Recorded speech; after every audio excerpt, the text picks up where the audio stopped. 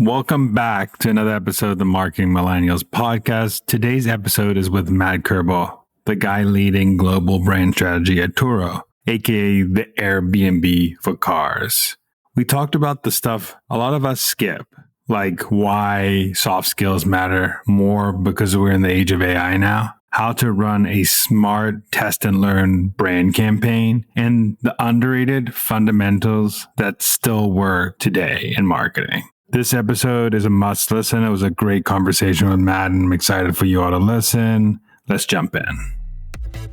Welcome to the Marketing Millennials, the No BS Marketing Podcast.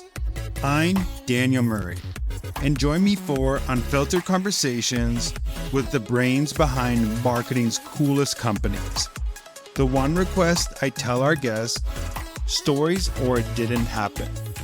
Get ready to turn the up. What is up, Matt? Welcome to the podcast. Good morning. Happy Friday. I'm so excited that we finally get to do this, Dan. Could you give a little background of where you are now, what you're doing, so people understand where you're coming from, and then we can get into our conversation today? Yeah. Coming to you live from the Bay Area, specifically the beautiful Berkeley Hills in the East Bay.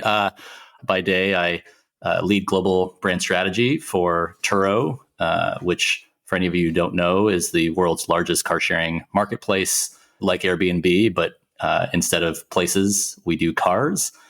So we connect you with people who own cars and want to rent them out. And we have well over 300,000 cars in our marketplace around the world. And it's a way better way to rent a car. So aside from that, I'm a Canadian that ended up in California. My most important job is dad. I have a couple little awesome dudes who are graduating next week from their respective classes. And I love and live and breathe marketing. And I'm so excited to be here with you. I think the secondary job is cooler than the first job, but No doubt. We chatted offline about this, but right now everybody's like really sprinting towards this like AI everything. I have to learn everything AI. But one thing that people aren't thinking about and you think about is like the human skills that marketers are sleeping on. So could we go into like, I know AI is important, but what are the skills that aren't being built up right now that is also important? Yeah, no, I appreciate you bringing it up. And here's the ironic thing. As AI becomes more and more part of our lives and jobs, the soft skills, the human element becomes more important, right? Our technical skills become more, I don't want to say automated, but it's there's a supercharge to it that comes with AI where some things that we had to do, by hand and by eye now can be done much faster and more efficiently by AI. And so what does that mean? That means that we have to be really, really effective at, communicating ideas. We have to be really, really effective at communicating with each other. We have to be amazing at motivating people. We have to be amazing at storytelling, right? All of the foundational tenets of marketing and really just life writ large that is going to become more important as people are working from anywhere, not necessarily in offices, using technology to do things for them. Like we still need to be hyper effective and creative and all the things that are never going to change no matter how much technology is thrown at us. And so, a few that I think a lot about, and there's a lot of literature on them. One of them is vulnerability. If you look at any literature on vulnerable leadership, you get more out of your team, you get better retention, you get higher productivity, right? You get all these things because people see that you're being your authentic selves and they're willing to share. And the more you know about each other and you understand one another's lived experiences, the more you can think about how you can get the best work out of each other. And also people feel safe and they generally do the best work when they're safe. So long story short, I've never been more bullish on soft skills. Of course, understanding the technical aspects of your craft are always going to be super important. And by the way, like playing with AI and, getting in there and learning and doing the things and really understand how these tools can be complementary is incredibly important. Like, you don't want to get left behind, but at the same time, I don't think you want to get left behind, quote unquote, on the soft skills. The more we can supercharge those, the further you're actually going. You're going to go in your career, and the happier I think you're actually going to be in your life. So that's a hot take. Yeah, I want to go a little deeper in that, because I think some people might agree with the statement that, okay, soft skills are more important right now because of AI is going to take over everything. But like, how does one go and develop these skills? Like, how if I was like, hey, I want to like be better at my soft skills right now, like, I mean, inherently some people have these skills, but like, how do you get to a point where you can start developing them alongside of AI so you don't get left behind?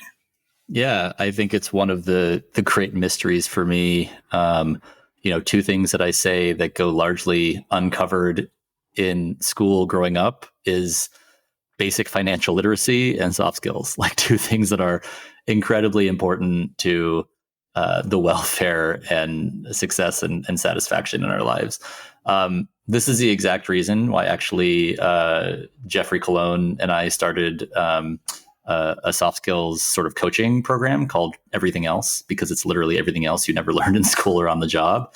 And I think that there are increasingly places where you can go to learn about these things online, whether that is, with a cohort of people like we do live, or whether it's through, various online programs, whether it's the incredibly overwhelming amount of podcasts and books and things that are out there, or, I think underrated and how you and I came to know each other is going LinkedIn and, starting to follow people that really feel inspiring to you, not only because of the work, but also because of how they show up, and shooting your shot and trying to speak with those people and get into, not necessarily one, but maybe a few sort of mentor-like relationships that don't have to be with people that are 20 years your senior. They can be peers, but people who really are doing something that inspires you, whether it is showing up in an authentic way, whether it's storytelling, whether it's approaching things in really like innovative and different perspectives, and just try to strike up a conversation and learn and be a sponge as much as you can. And a lot of it just comes with kind of doing and trying things. And so I'll give you an example. One thing that I did a couple of years ago at Turo, I've been there for about 3 years now. And I did an anonymous 360 eval on myself. Like, I sent out a G form, a Google form, to people across the company who I've been working with, as well as some folks outside of the organization, and said, give me the good, bad, and the ugly, and really help me identify, what are my superpowers as you perceive them, and how can I lean into that more? And then what are opportunity areas for me? And I wanted it to all be anonymous. I did not want to know where it came from, because I didn't want people to feel like they couldn't be as honest with me as possible. Super, super helpful. And I think a lot of people try to constantly be introspective, which I think is incredibly important. Like, think about who you are and how you can grow and be honest with yourselves. But also this exercise of extrospection, of like asking other people about yourself and then radically accepting that, can be actually, on one hand, scary, and it is, and sometimes sucky. But on the other hand, it can be incredibly informative and freeing and motivating to figure out how you can become more of sort of who you are, who you want to be, who you're meant to be, all those cliches, and be a better leader and be a better team member and be a better partner and friend and all those good things. So I think there's a lot of ways, and I'd invite people to just do something and not forget about this. Like, it's like working out, and then eating like crap. Right? It's like, don't forget about the other thing, right? Do the technical skills, but like, don't forget about the soft skills. At least try to do something to work on it. Yeah, I think most marketers actually forget that, because you think you inherently have these skills, but they actually are muscles that you need to work on. And one thing that you said I think is really important too is the best mentors are actually people who are in your role that you want to get next, not like 5, 10, 15 years ahead. So if you're like a manager right now, I would like look for like a senior manager or a director to be a mentor, not that CMO, because they just went through what you went through a year or two ago. So they can tell you what to do, how to get there, where if someone who's a CMO hasn't done that for 10 years and things have changed. And one thing you've also said is like marketing changes so fast. So it's like when they were a manager, things could be different. AI is now in the picture where like 5 years ago, nobody was talking about it. So there's data on that. I mean, there's data on it. You know, it's famously said that like Einstein was a terrible teacher when he was a professor because he couldn't relate to anybody and nobody could relate to him. And, you know, I've had situations where like I've learned a lot from some folks who are, you know, generations ahead. And I think that there's really important, like timeless wisdom that can be passed down. But I really do think that like when you have a, you know, Gen Xer or boomer trying to relate to and advise and coach and mentor a Gen Z, for example, like it's just completely different worlds. And that could be really tricky, you know, if we're being honest. And another thing I would say, you talked about, you know, skills that you can develop. I think something that people really underestimate as well are a couple. One is, and they're related. One is strategies to overcome fear, and really working on that, whether that's anything, right? Whether it's public speaking or, you know, there's a million things that we all, you know, have sort of self-doubt about.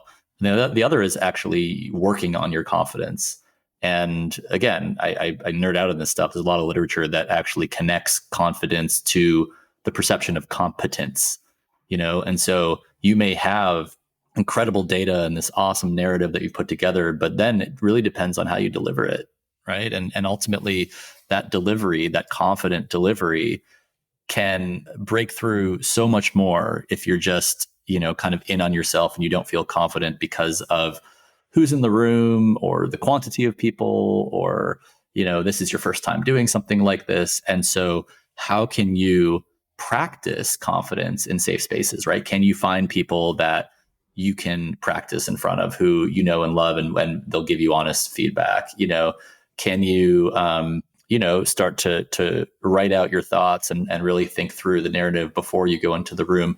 What are things that you can do to feel more confident in your own skin? And part of it, Dan, to your point too, is to talk to people who've been in that role and where you want to go and help you understand, what does it take? What did they have to overcome? You know, how did they navigate what you're trying to navigate? I think it couldn't be more critical. And I would also encourage us to coach each other. There's some really awesome data from intelligence agencies like the CIA, where the highest performing teams are the ones that are constantly coaching each other. And there's another thing that I love. Again, I'm sorry to like throw all this really fun data, but as an eldest children tend to perform best in school and ultimately go on to be generally more successful. I'm not saying that to like pat myself in the back for being born first, but the reason why an oldest child who has siblings does better than an only child, and you may say, oh, the only child's probably going to do best, they're going to have like all the attention of their parents. It's because of the coaching effect. It's because the oldest child is coaching, you know, his or her siblings, and that allows them to feel more confident in their own skin over time as children, and then becoming adults to actually, you know, do the same and to be coachable for others as well. So it's this like really, really fascinating kind of psychological and sociological stuff that we don't really think about all the time. And I now see it with my kids. You know, I have two sons who are 8 and 5, and they're doing this all the time. And I just like well up with pride when I see the 8-year-old trying to teach the 5-year-old to do something that when he was 5 and didn't have somebody to teach him, it was like a very different ballgame. So just a lot of really things that we don't normally think about that I feel strongly that we should. Yeah. And one of the things I wanted to tap into is, I mean, you've said there's like 2 constants in marketing, and we've talked about change as one of them, and then like time is fundamental. So what do you think is some of those like skills or fundamentals that helped you survive like every marketing trend that's been coming? Yeah. I mean, my journey is kind of wild. Like I've been in companies of very different stages and maturities and subject matters, whether I've been in gaming or whether I've worked, for an electric vehicle company, or I've been in marketplaces like Turo and Lyft, or CPG at General Mills. I always say to people, like, the reason why I'm able to be a bit of a chameleon is because the tenets of marketing don't change. Like no matter where we are in time, I think the most important thing is to start with the fundamentals, which is like understanding the, prospective customer, and really, really try to put yourself in their shoes and try to understand their pain points, their frustrations, their needs, their dreams, their wants, their desires, all those kinds of things, and understand what those kind of, what I would say, human and cultural truths are.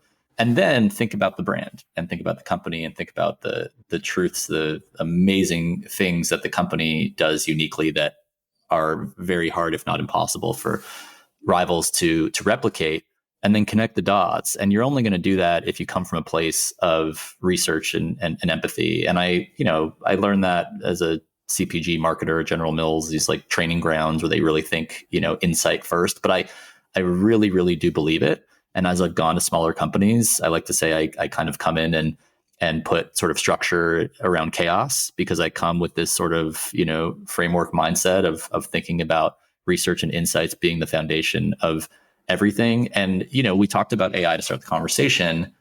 Again, shiny objects. Like I feel like so many people are obsessed with AI right now, but they're actually not getting to know those who will grow up with it and use it, and that being Gen Z. Like I don't know a lot of marketers who really, really, really deeply understand Gen Z. And by the way, Gen Z, like the eldest Gen Zers are like 27 now. Like they're working. They're not like kids. And by 2030, they're going to have, I believe it's 12 trillion with a T dollars in buying power, right? Like that is in 5 years. That is now in 4.5 years. So the fact that like we deeply seek to understand the tool so that we don't get, we don't fall behind or whatever you want to say, but we don't actually understand the audience in which we're trying to influence with said tool is, I think, a fundamental flaw of our craft and people who work in marketing. And I just want to really, really deeply encourage everybody to remember the fundamentals, like have a consistent brand, deeply know your customer. Creativity, when done amazingly, can be a force multiplier. Like these are things that are just fundamentally not going to change, and you have to nail them. And then we have all of these tools and channels and places and spaces on the internet and beyond, in real life as well, which is kind of quote unquote coming back to reach those people, right? But that should only come after we're like, what is our message? Who are we for? What is the problem we're trying to solve? What is our promise to them? And then it's like, don't just be on TV because wisdom says you should be on TV. Like be on TV if it makes sense for your audience to reach them in a way that is going to be, potentially deeply effective and efficient. But maybe it's Reddit, maybe it's Discord, maybe it's through podcast ads, maybe it's through long form content. Like it doesn't matter. At the end of the day, if you have a great message that really is going to resonate with the audience, it will break through if you execute it really well, no matter where you are executing it. I fundamentally believe that. One thing, I want to go dive into one part of this because, you've been at like different industries, different roles. One of the fundamentals you said is like, you got to deeply understand your audience, the people. But what is like, when you get into these new roles, like what is your framework to like start understanding the customer, start understanding the prospect? Like what is that person behind buying? Like what is that framework you use? Yeah, I go into like full blown ninja mode, which is I want to talk to customer support and understand what people are complaining about. I want to go on the internet and dive into the deepest, darkest parts of Reddit, and understand these things. Do we have social listening? Do we have past research? Do we have budget for future research? Right? Like, who are our partners in doing this? What do we already know? And again, this varies based on the size of the company, right? The resources at your disposal, but diving into reviews, like there's so many things that you can learn. And then the secret weapon, don't tell anybody, is talk to humans.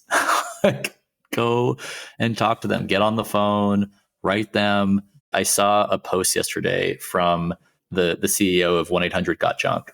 And he said that he is switching from Square to Plaid. And Jack Dorsey, who, famously founded Twitter and also Square, reached out to him.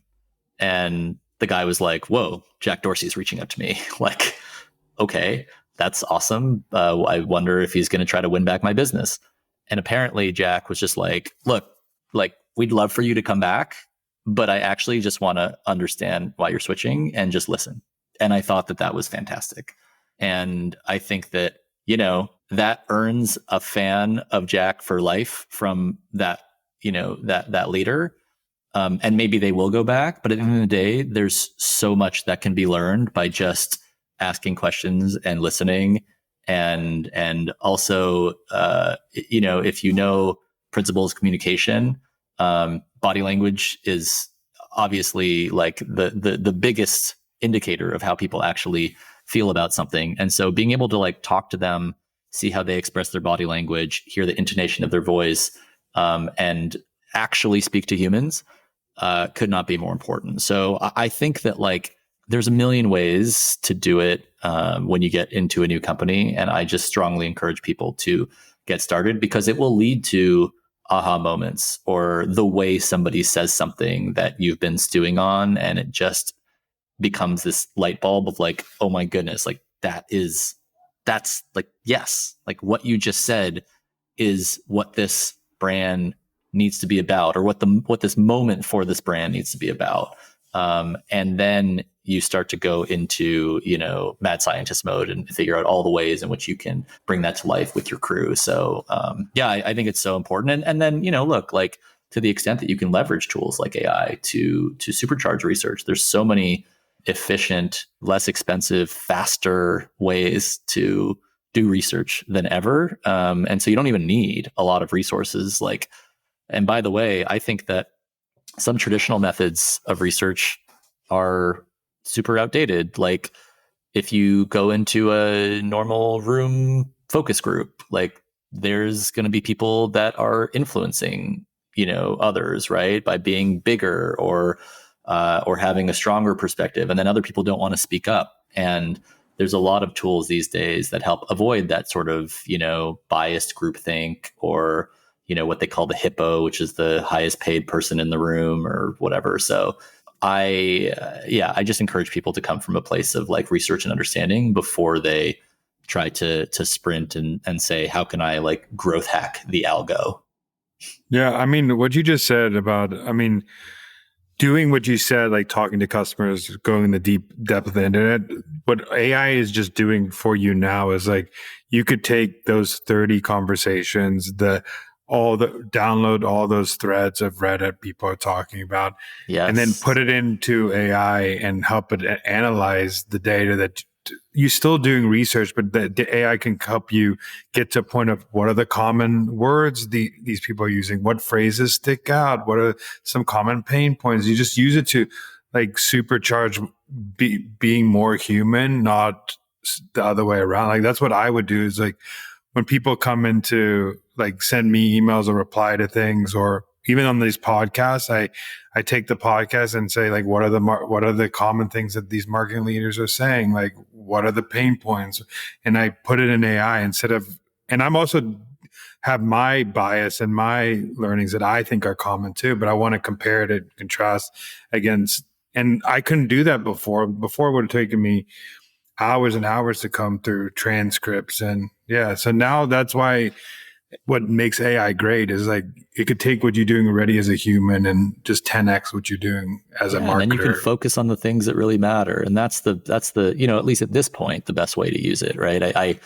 I joke that we're like in the Facebook wall days of AI. Like, it's just so early. I don't even think we have any idea kind of what's coming and where this is going to go on. I truthfully mean that, but I totally agree. Like, That's such an incredible usage that would have taken hours. And by the way, human error, fatigue, things like that may have come into place as you were doing those activities. So to the extent that we can use it as a complementary tool, as opposed to being fearful and really embrace it, but not be, replaced by it is I think a really great mindset. And I love that you're doing that. I think that's really awesome. I want to now that we've established that you understand audiences and you know how to do it. I want to go into a latest campaign you dropped and track back how you thought about it. So the Turo latest campaign that dropped the new TV spot. Could you walk us through the strategy behind it and what you were trying to nail? And then also you can go through some of the fundamentals that you thought about in the strategy to crush the campaign. Yeah, totally. Yeah. So for those who aren't aware, I'm sure probably most people aren't aware, we launched a campaign last year called Skip the Rental Counter. Pretty obvious what we're trying to do. And, it again came from a place of research and understanding. And the thing that just kept coming up over and over again in terms of not only the incidence of mentions, right? It kept coming up over and over again, but the magnitude of it, the sheer anger that comes with the traditional car rental experience at the rental car counter, specifically at the airport, but in general, is just so awful. I wrote on LinkedIn a couple of days ago, it just feels like the DMV of the airport, except that you may not drive off in the car that you intended to, which is just a hilarious premise. And so, look, we have so many things at Turo that are going for us, right? You actually get the car that you wanted to rent, the exact one. You have a direct line to an amazing host, the person that owns the car. And, they're vested in you having great experience because there's a review system in place. And that's obviously how they get more business. You can get the car delivered to you, all these different things that make, Turo special, not the least of which is all the incredible cars that we have on the platform. And what we wanted to do is really just bring that to life, show that you can rent just about any car, just about anywhere through our platform, which is different than the experience from traditional rental car. But it started with research, and it actually started last year with a single market test. The reason why we did a single market test, we chose Philadelphia, and I can get into why, but the executive leadership team and the board were very curious to understand, what is the ROI of brand marketing? Is there a way that we can prove it? And so very kind of high level, we worked with data science and said, okay, we're going to choose a market. We ended up choosing Philly. Long story short, very dense market, and yet cheaper inventory than places like New York or Chicago or Boston. We created kind of a version of Philly, what we call a counterfactual. So a version of Philly as if things just hummed along as they were, as if we didn't actually do any marketing in Philly. So we sort of trended it out in the event that sort of we weren't going to go in and do any marketing there. So what would Philly look like if we did nothing? And then, of course, we blitzed the market. And so we had, an incredible amount of out of home around the city, and train stations and subways and at the airport and in downtown corridors and all these places. We were pretty unignorable. We partnered with a lot of amazing creators from around the Philadelphia area. We partnered with, legends from Philly like DJ Jazzy Jeff and Tyrese Maxey and, the homegrown band Mount Joy to do really fun PR stunts. And, what we saw was that it did really, really well. We also did, by the way, events as well. We showed up at 4 different events because we wanted to have a really good balance of, being in people's feeds, but also being on the ground and showing up for the community. And each of the events were very, very different subject matter for one another. So that way it would be highly incremental.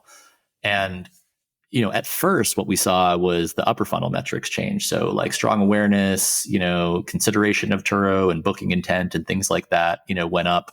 But it wasn't until, 3 to 6 months later that we really saw the conversion pull through and people starting to book and people starting to use. And Philadelphia actually became and still is our fastest growing US market, from a place where it was actually below average. So incredibly successful. And, we had to work really, really closely with executive leadership to say, look, we are a lower frequency, trigger based, higher dollaring business, right? People take a beat to figure out where they're going to rent from. This isn't like a, new t-shirt or like a beer, where people will just impulse buy, right? So, we knew that it would take a minute. Like, we launched this in the summer, and come holiday time, it was like bonkers, and it's continued through to this year, because now the flywheel effect has taken over from all of that really important activity that we did in Philly throughout the end of 2024. Now people know Turo really, really well in those markets. And so we've continued that in a few different markets, and we've balanced that with now a national campaign, a national extrapolation of that. And we're about to go on TV, on broadcast, on streaming, even on different airlines. We have partnerships with United and Southwest, where we're going to bring that to life. And you can see it on YouTube right now before we kind of launch nationally. But it's a really great campaign where it's like very, very drab and dark and dreary and black and white for people who are waiting in line. There's like a baby crying. There's a phone ringing. People look exasperated at the counter. Everybody can relate. Like, we've all been there. We've all had these horrible experiences. And by the way, like, regardless of who you rent from, they're pretty, homogeneous. And then, there's this sort of like Technicolor experience of this family that just kind of bursts through the crowd and goes to their beautiful car. And, it was all done through an app because, as I say, it's 2025 and not 1995. And they go and get on with life and have an awesome time. And, I think that really speaks to, what we have in our midst. And I think it's just a category that it's long overdue for disruption. Last thing I'll say is, if you look at the players in our category, the youngest of our major competitors started in 1958. And the eldest started in the 1910s. One from 1912, the other from 1918. So, Turo's been around for about 15 years now, but we're still sort of the new kid on the block. And we're really, really excited about this campaign. But again, it started from a place of research, testing, really, really great cross-functional work, but also, as I spoke about earlier, really, really important communication, bringing people along the journey. We did a lot of creative testing along the way using the platform Zappy, to put things, whether it was messaging or whether it was storyboards, et cetera, in front of consumers before we went live, so that we would be like, okay, does this actually resonate? Like, does this make you want to potentially, rent from us, much more so than, before you saw this? And the answer over and over was a resounding yes. And we knew we were headed in a really powerful direction. So I can't wait to see what the summer holds for us, and then how we continue to springboard from there and do bigger, better, more awesome things as a crew. Yeah, I mean, if you could now, like, if I broke that down to the fundamentals, so people like could go to the fundamentals, there's market research involved. There's storytelling, like you have to have a good story. There's testing, which is fundamental in marketing. There's the teamwork with the communication with all those teams on the ground. I also think that, like, it relatively to like what you could have done, like you took like a smaller bet and picking like one city instead of saying, I'm going to try like 18 cities, which you could have done. Like most marketers, when they run any, like even Facebook ads, you can like pick a market to see if there's an uptick, to see if like that ad's actually working, if you have a baseline. So there's like things that are like fundamentally that, like, if you think about it as a marketer, like those things are not going to change if you market research, like storytelling, testing, like the psychology stuff, the pain point stuff that you did with the feelings. Yeah. The other thing I would say is that we did a lot of really important tracking of the data, both, internally in first party data, but also we have, a brand health tracking partner. We use Tracksuit. They're awesome. And I just think that there's a myth out there that brand cannot be measured. Like there's too many brand marketers that are being like, trust me, I'm a doctor. Like, just trust me, this is going to go fine. This is going to be awesome for us. And I think that, look, you have to speak the language of the people that you're trying to influence. You have to think, Dale Carnegie famously talks about like the most important thing you can do is think about the other person, not about your own self-interest. Right. And if you're talking to your CEO, if you're talking to your CFO, you need to be able to think about what's important to them, and also communicate effectively the time horizons with which you expect to see these things pay back. And, if they would have been looking at like an immediate see ad rent car sort of situation, then this would have been perceived as a failure. But we saw the leading indicators. We were like, the tea leaves are telling us that this thing is gonna really pull through. And they said, okay, like, we're with you, which was awesome. And it's now allowed us to scale this to TV. And the mandate for us moving forward is that we've now essentially convinced the powers that be that we're going to invest more in brand in the years to come. And I always say, like, offense was championships, but I just really appreciate our leadership group's belief in what we're doing. And I really do believe that it's going to pay off, and that more and more people are going to talk about us when we're not in the room really positively. And that flywheel will go well beyond Philadelphia to the rest of the US and then the other countries that we're in, which today are Canada, the UK, France, and Australia. And we're excited to expand, down the road as well. Yeah. And I think like what you did, a small test is the best way to like show like brand, like a market that didn't have any brand awareness versus like you probably have markets that are using Turo. If you did it in a market that using Turo, you might have seen like maybe a little uptick, which would have shown, but you're doing like relatively like low performing market. But I want to do like something like a bonus thing, because I know you're a fan. So if you were like, I know you love Peloton. So what would you do if you were handed the keys to Peloton's brand right now? I do. You can see it behind me. I did Peloton yoga this morning. I was on the bike yesterday. I honestly think that they've done so much good for so many people, and I think they've done some great things. But obviously, the brand has taken a hit. The business has taken a hit in a few years. There's a couple things that, like, if you're from Peloton, you're listening, here's like free advice. One thing I feel like is missing, and I talked about it earlier, is it's kind of crazy to me that they don't have like a dietary component to their platform. Like it feels like they could totally have their own food network, on Peloton. And, whether that's like, I mean, they have such big personalities who teach, these classes, who lead these classes. And I feel like, I don't even want to say like food is having a moment. That's such like a ridiculous thing to say. But like, I feel like there's people who really take seriously their desire to become healthier, but also want to eat things that don't suck. And I just think that there's like such a massive opportunity for there to be a complementary business. Like, I understand, like, let's create a rower and like a treadmill, but like, like everybody eats last time I checked. Right. And so I feel like there's a lot of value there to like complement what you're doing, where like you use, the bike or the app or whatever in the morning to work out. And then later you're like back on the app and you're figuring out what your meal is going to be to create a holistic program. So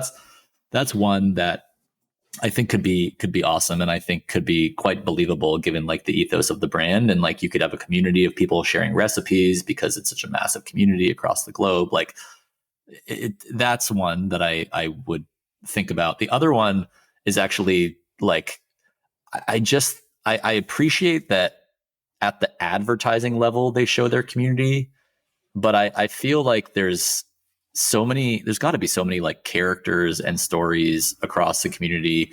And one thing that I always say to my wife is, like, the highest I can get, I would say, in any given class is like maybe the top quarter, usually the top third of the leaderboard. And I'm pushing, man. Like, I'm going for it. And I'm like, who are these people at the top? Like, how is this possible? Are you just like cranking up your dial and just going like as slow as you can, like get into these crazy numbers? I just want there to be a camera that like looks at these people. Like, who are you? What are you doing? Like, how is this even humanly possible? I would honestly, I told her, I'm like, I would literally watch a series of like, the best of the best in these various apps like Peloton, where people are just dominating. And like, I can just use my imagination right now, and like that's hilarious. But I think it would actually be awesome to just go one level deeper in terms of transparency and just embrace the fact that we are like sweaty messes who are going for it all together. And they've done that a little bit through advertising, but it feels too polished. Like I think there's a level of polish that Peloton could take away and really show that like they are truly the fitness partner for the global community. So those are a couple things that I think about, I guess, when I'm like working out or not working out or going for walks or thinking about things. So there you go, Peloton, for what it's worth, from Matt Kerbel to you. Have you seen the Tour de France show of like them writing like the first season and second season of like what the preparation of and the teamwork that goes into Tour de France? I need to, and I love that. And I actually, it's the best. One of my former bosses, he's awesome, and he was fortunate to have a sabbatical at one point, and he went. He's a beast. He rode the Tour de France route by himself over many days. So like, I feel like again, it's like one of those people where I'm like, I don't see this with you like day to day, but like I kind of want to see the prep that goes into you doing that. So now I need to watch the show. Last question I have for you, and I ask everybody on this podcast, is what is a marketing hill you would die on? Oh man, brand is the way. It's been proven basically forever. And brand is owned by everybody at the company. It is essentially a synonym for reputation. So I think to the extent that you can rally an entire company around a brand in a really, really cogent and convincing and inspiring and powerful way, you give yourself a monumentally higher prospect of success. I fundamentally believe that, and I don't think it's as easy as it sounds. And the other thing I would say, as I talked about earlier, is brand is measurable. If you don't think that brand is measurable, then try harder. I mean, that's the only way you're going to survive anyway. If brand is not measurable, like you're just not going to stay relevant as a marketer, because honestly, that's how you climb in your career, is results driven. That's right. If you can't prove why the thing happened, and brand is just out there as this like ethereal, mystic thing, even if it seems like everything's going well, we've seen people get fired before, even when things are seemingly going well, because internally something's off. They're not connecting the dots for, the people that they need to be connecting the dots for. So I think it's really, really important. And so, really, really think about brand. What else have we talked about? Soft skills, don't forget about those, right? Don't forget about the fundamentals, and make sure your brand is measurable. Lastly, where could people find what you're doing and find you? Yeah, probably by far the place that I'm most active is on LinkedIn. So just look up Matt Kerbel, and always happy to hear from people, to connect, to chat. I love LinkedIn. It's a 24/7 never-ending networking party, and I learned so much. So I'd love to learn so much from you guys as well, because it really makes what we do so much more meaningful.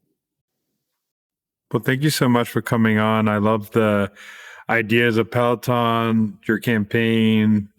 We covered a lot in this conversation. We went different directions, but I think it's helpful to understand why fundamentals. And I honestly think like brand is a fundamental thing that people, like you just said, it's like synonymous with reputation. Like if you don't have a good reputation as a company, you're going to lose. Like no matter how many forced placements you're trying to do to try win revenue, which is what paid is, just like guaranteed distribution, but doesn't help brand if you're not having a brand thought behind it. So, yeah. And the last thing I'll say is like, don't overthink it.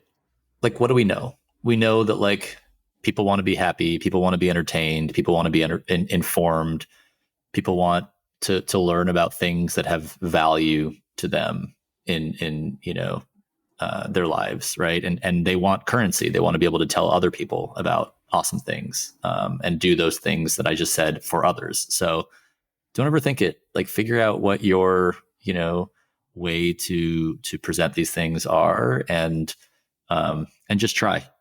Something is better than nothing, right? As they say, you miss 100% of the shots you don't take. Well, thank you so much, and I really enjoyed this conversation. Thanks, Daniel. I appreciate it, and likewise, and keep doing what you're doing. Thanks so much for listening. Keep tuning in to hear more great insights from the coolest marketers from around the world. If you haven't already, make sure to subscribe and follow the Marketing Millennials podcast on Apple Podcasts, Spotify, YouTube, or wherever you get your podcasts. And if you like what you hear, I would greatly appreciate you giving us a 5-star rating. It helps bring more marketers into our community.